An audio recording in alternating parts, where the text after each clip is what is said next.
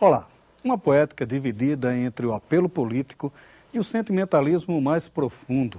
O poeta Tanucy Cardoso, de maneira discreta e persistente, constrói uma literatura moldada pelos cânones do século XX e, assim, reinventa sentimentos e protestos. Como consegue isso? A gente fica sabendo na entrevista de hoje. Na dica de leituras, os espaços urbanos e modernos de nossa literatura, na análise dos livros A Dominatrix Gorda, de João Ximenes Braga, e O Abilolado Mundo Novo, de Carlos Maltz. O Leituras começa agora, conversando com Tanucy Cardoso.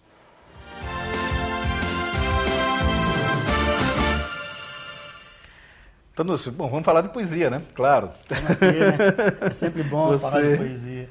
Como poeta, a gente poderia começar essa entrevista falando um pouco sobre dois temas contraditórios da sua poesia, né? Que são a velha briga entre Eros e Thanatos, né?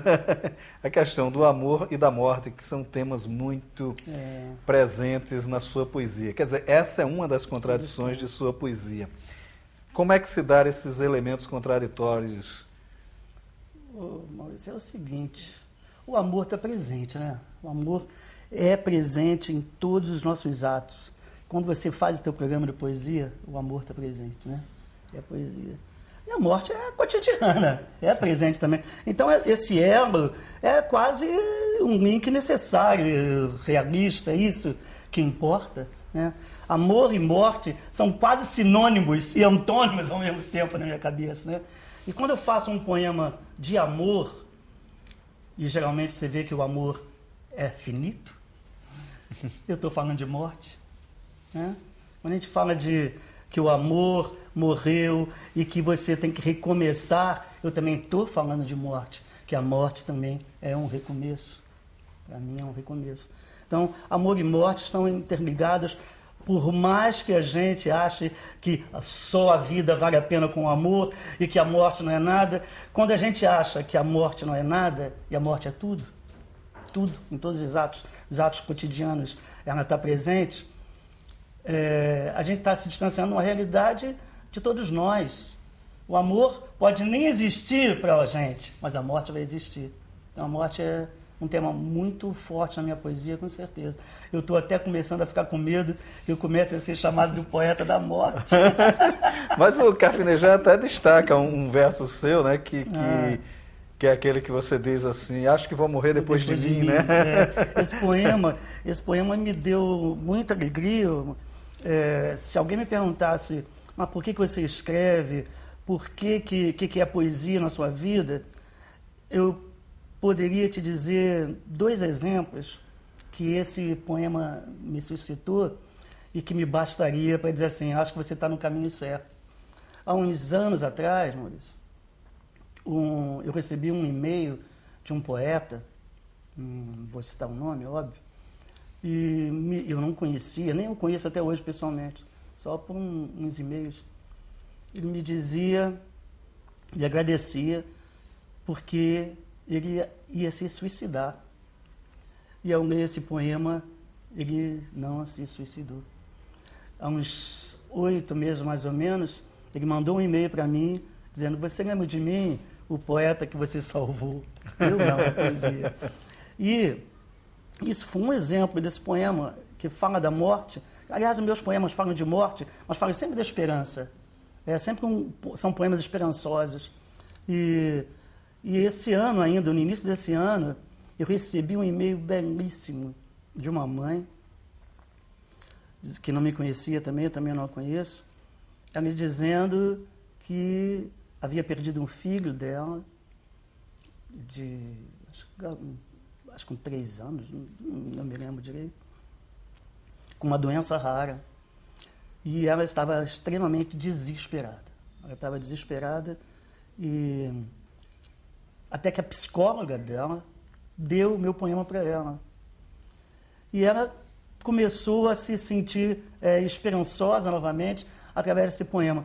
Quer dizer, eu acho que a poesia, pelo menos quando toca alguém, uma pessoa no universo, já vale a pena, já é uma resposta, né? Ela já cumpre a sua função, já cumpre a sua função, né?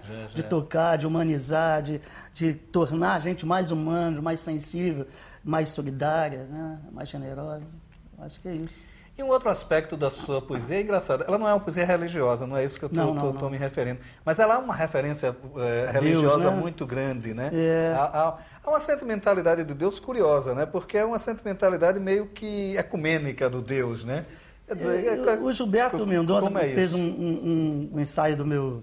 Um ensaio, porque aquilo que ele escreveu no meu livro foi um ensaio, não foi um prefácio. Gilberto Mendonça fala sobre esse aspecto do Deus na minha poesia, que é muito... Mas ele fala uma coisa muito certa. Não é um Deus religioso, né? É mais a ausência do Deus que eu gostaria que tivesse presente. É um Deus místico, com certeza, mas não é o Deus que os homens criaram, né? É um Deus possível. É um Deus que está em tudo, que está na natureza, enfim, que se habilita a nós como uma entidade, um ser que deveria estar em todos nós, deveria cuidar da gente, né? É um Deus que me dá muito mais perguntas do que respostas. É mais ou menos isso. Agora, a questão da forma mesmo da sua poesia. Claro que é uma poesia de versos livres e tal, uma outra coisa mais rimada e metrificada, mas ela há um ritmo muito, muito forte, né? Quer dizer, há uma sequência de ritmo que a gente percebe muito forte na sua poesia.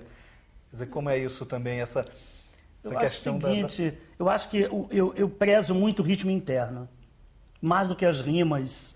Eu acho que o ritmo, o compasso que o verso deve ter, que é importante num poema para se distinguir principalmente do que é uma prosa poética, né?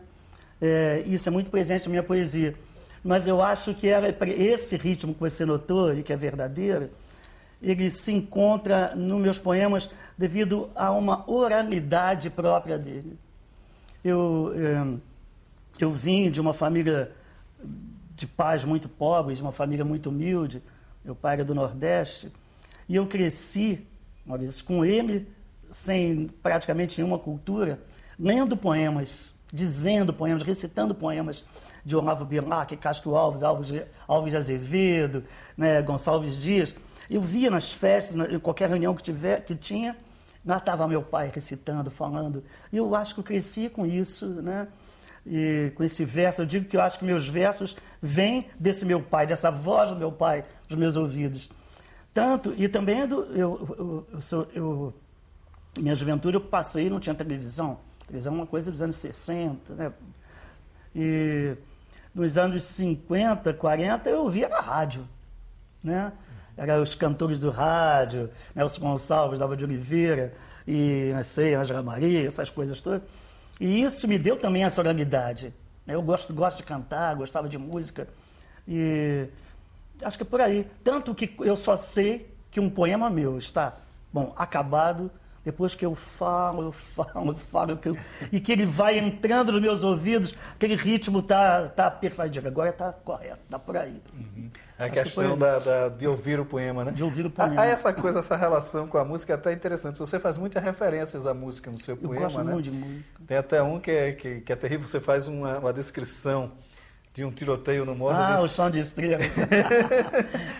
E na vitrola, Silvio Caldas. Emocionado. Esse poema é dos anos 60, está até numa antologia da Heloísa Buarque de Holanda, falando da poesia independente naquela época.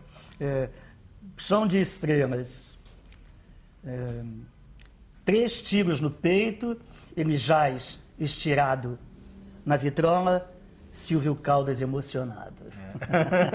Exato. Muito bom. Essa relação também da violência, de certa forma, quer dizer, não é nem a violência, quer dizer, esses fatos cotidianos da urbanidade acaba presente também na sua poesia.